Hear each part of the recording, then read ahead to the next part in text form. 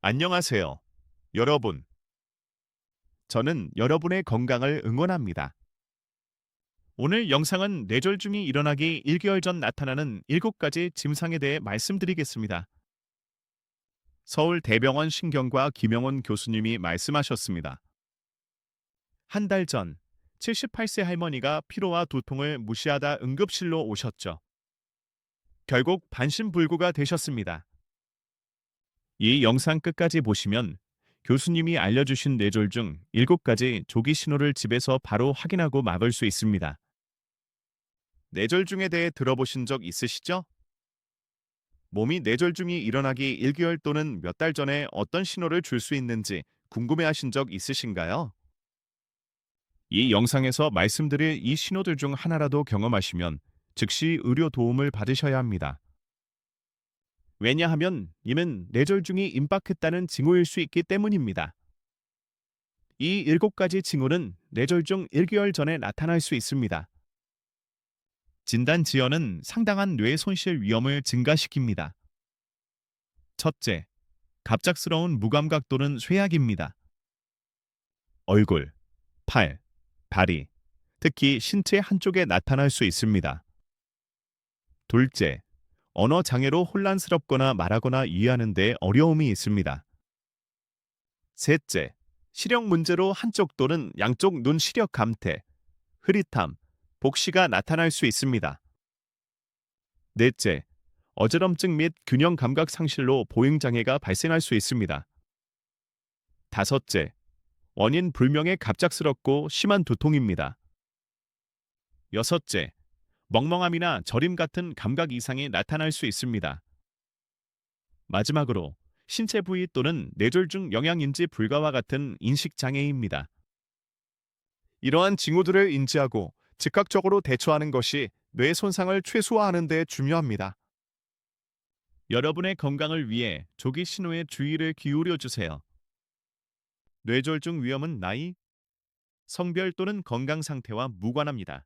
젊거나 건강한 사람이라도 심혈관 질환이 전 세계적으로 증가하고 있으며 젊은 층에서도 마찬가지입니다. 이는 우리나라에서 사망 원인 1위로 매년 10만 명 이상이 뇌졸중을 앓고 있습니다. 뇌졸중으로 매년 약 3만 명이 사망합니다. 오늘 저와 함께 뇌졸중이 일어나기 1개월 전 7가지 증상을 알아보세요. 이 질병을 예방하고 이 충격적인 통계의 일부가 되지 않는 방법을 배우실 겁니다. 뇌졸중 1개월 전에 나타나는 많은 징후는 미묘하고 자주 간과되어 오해를 불러일으킵니다.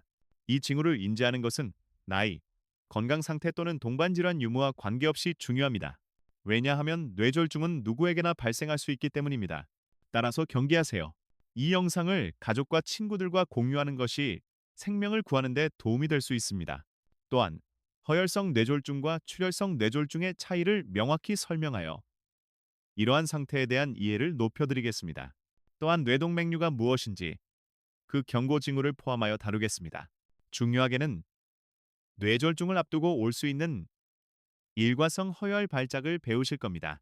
그 징후와 증상을 인지하는 것이 여러분 또는 사랑하는 사람의 생명을 구할 수 있습니다. 일촌 가족이 뇌동맥류를 경험했다면 증상이 없더라도 신뢰할 수 있는 신경과 의사에게 검진을 받는 것이 중요합니다. 이 적극적인 조치는 잠재적 뇌 상태의 조기 발견에 필수적입니다. 자, 이제 시작해 보겠습니다. 지금 뇌졸중 1개월 전에 발생할 수 있는 7가지 징후 또는 증상을 알아보세요.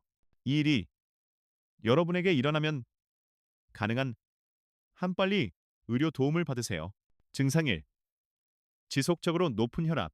지속적으로 높은 혈압을 뇌졸중 위험 맥락에서 논의하면 만성 고혈압의 위험을 강조합니다. 잘 조절되지 않으면 뇌졸중 위험을 상당히 증가시킬 수 있습니다. 혈압은 혈액이 동맥벽에 가하는 힘을 측정합니다. 이 압력이 상승할 때, 즉 고혈압으로 알려진 상태는 상당한 건강 위험을 초래합니다. 이 상승된 압력은 혈관 손상을 일으켜 좁아짐, 약화 또는 심지어 파열을 초래할 수 있으며 이는 모든 뇌졸중 위험에 크게 기여합니다. 뇌의 혈관이 고혈압으로 인해 파열되면 출혈이 발생하여 출혈성 뇌졸중이 됩니다. 마찬가지로 고혈압이 뇌에 혈액을 공급하는 동맥을 손상시키면 혈류가 감소하거나 장애물이 생겨 허혈성 뇌졸중이 됩니다. 따라서 고혈압 관리가 필수적입니다. 더 건강한 생활 방식을 채택하고 처방된 약물 요법을 준수하여 혈압을 조절하는 것이 필수적인 단계입니다. 이 조치들은 뇌졸중 및 기타 심혈관 질환 위험을 줄이는 데 중요합니다. 2. 과도한 피로. 과도한 피로 또는 극심한 피로는 뇌졸중 전의 증상 또는 경고 징후일 수 있습니다. 피로가 다른 원인도 있을 수 있다는 점을 기억하는 것이 중요합니다. 모든 두통이 뇌졸중과 관련된 것은 아니며 모든 뇌졸중이 두통으로 앞서지는 않는다는 점에 유의하세요. 허혈성 뇌졸중에서 두통은 뇌 혈류 장애로 인해 발생합니다. 이 통증이 발생할 때 심하고 갑작스럽다고 묘사됩니다. 출혈성 뇌졸중에서 뇌내 출혈이 특징이며 강렬한 두통은 출혈로 인한 두개 내 압력 증가로 인해 발생합니다. 뇌졸중 사건 목격자들은 종종 영향을 받은 사람이 머리를 움켜쥐고 강렬한 통증 표현을 보인 후 의식을 잃는 것을 보고합니다. 이 반응은 특히 출혈성 뇌졸중에서 흔하며 경험한 두통은 종종 그 사람의 생애 가장 심한 것으로 묘사됩니다. 때때로 심한 두통은 뇌 내 동맥류 파열에 임박한 위험을 나타낼 수도 있습니다. 5. 신체 말단의 저림 또는 약화. 말단의 저림 또는 약화. 특히 몸의 한쪽은 뇌졸중 전의 경고 징후일 수 있습니다. 이러한 증상은 뇌 일부로 가는 혈류가 일시적으로 감소하는 TIA 동안 나타날 수 있습니다. 이 갑작스러운 저림 또는 약화는 보통 팔, 다리 또는 얼굴 한쪽 같은 단일 신체 부위를 영향을 미쳐 민감도 감소를 초래합니다. 이러한 증상은 종종 몇 분에서 몇 시간 지속되지만 뇌졸중이나 다른 신경 문제인지 여부와 관계없이 결코 간과해서는 안 됩니다. 즉각적인 의료 조사가 필수적입니다. 6. 언어 문제.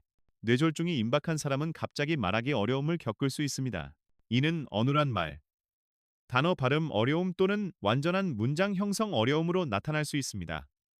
이러한 어려움은 실어증으로 분류되며 이해 형성 및 표현말의 장애로 정의됩니다.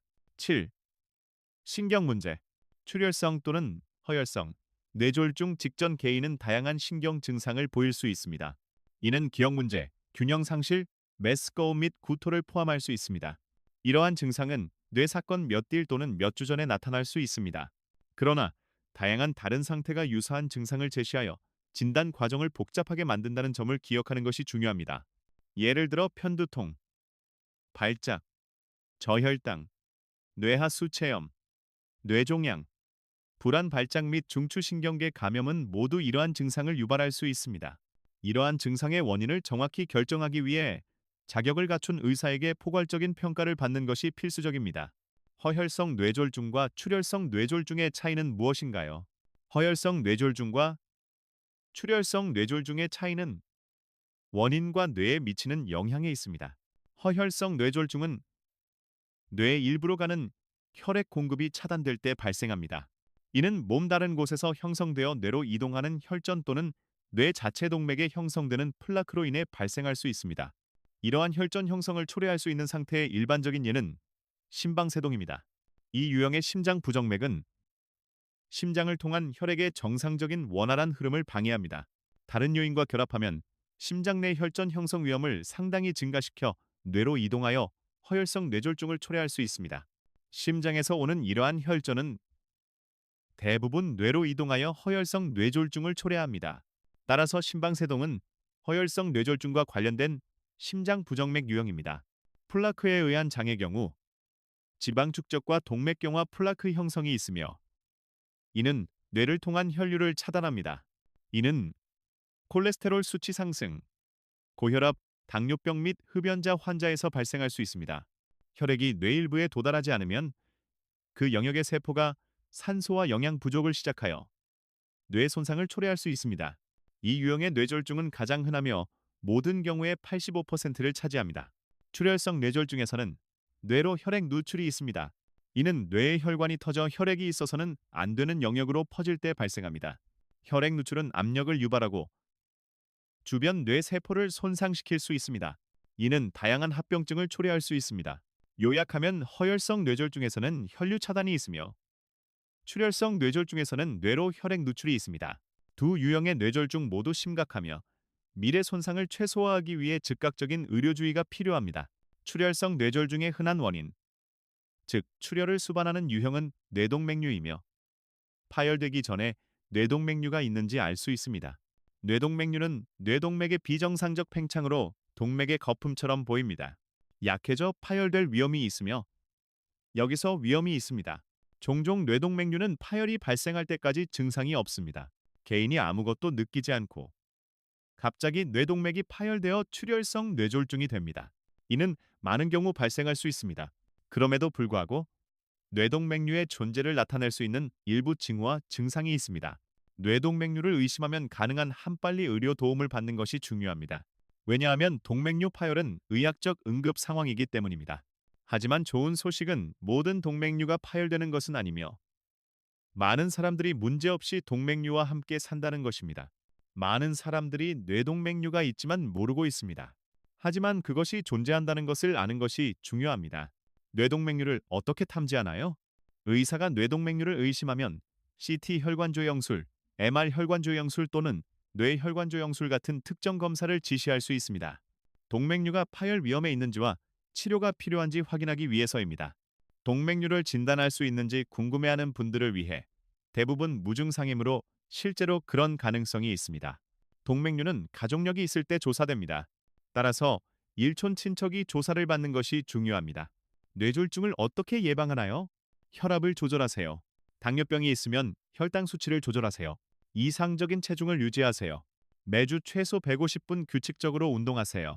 신선하고 건강한 음식을 먹으세요. 가공식품을 피하세요.